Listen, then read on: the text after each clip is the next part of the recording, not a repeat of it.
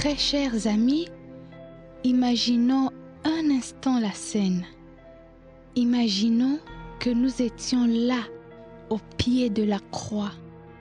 Il était midi et pourtant des ténèbres effroyables avaient couvert toute la terre. Et cela a duré environ 3 heures. Nous pouvons bien imaginer à quel point Jésus souffrait dans son corps. Mais en réalité, sa plus grande souffrance était dans son cœur. Vous savez, Dieu a fait retomber sur lui tous les péchés de chacun de nous. Et puisque Dieu avait en horreur le péché, il a dû tourner le dos à son cher fils. Depuis toute l'éternité, ils avaient toujours été ensemble. Mais là, à la croix, Jésus se sentait très très seul. Pour la toute première fois, il était séparé de son Père. Et dans son agonie, il a crié d'une voix forte, « Mon Dieu, mon Dieu, pourquoi m'as-tu abandonné ?» Un peu plus tard, Jésus s'exclamait, « J'ai soif !»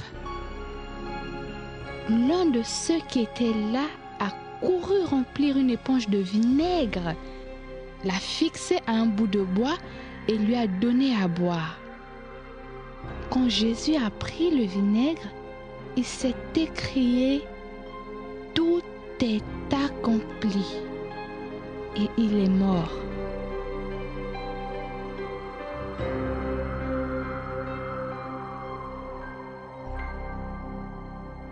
Au même instant, quelque chose est arrivé dans le temple de Jérusalem.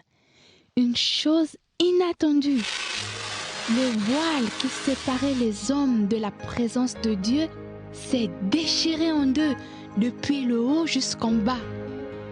En offrant sa vie pour nos péchés, Jésus a ouvert la voie menant à Dieu. Les hommes et les femmes n'ont plus besoin de prêtres ou de sacrificateurs pour s'approcher de Dieu. Avant, nos péchés nous séparaient de lui. C'est ce que symbolisait le voile dans le temple. Mais grâce à Jésus-Christ, il n'y a plus rien qui nous sépare.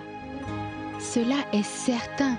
Christ est le seul chemin qui mène à Dieu et à la gloire.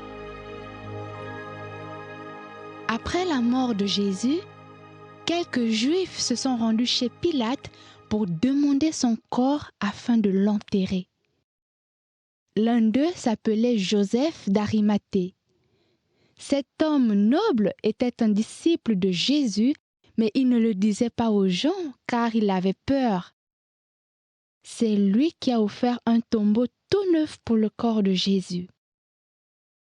Un autre homme, Nicodème, a apporté un mélange de parfums très cher afin d'apprêter le corps du Seigneur pour son enterrement.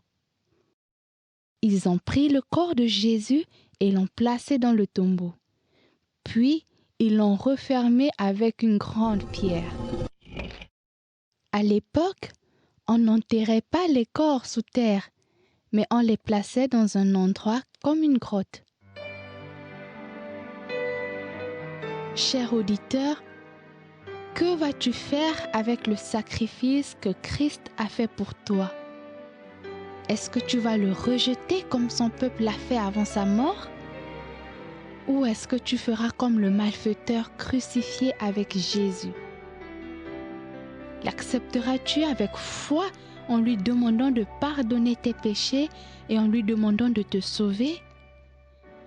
Christ a enduré toutes ces souffrances pour payer la dette de tes péchés et pour te donner la vie éternelle.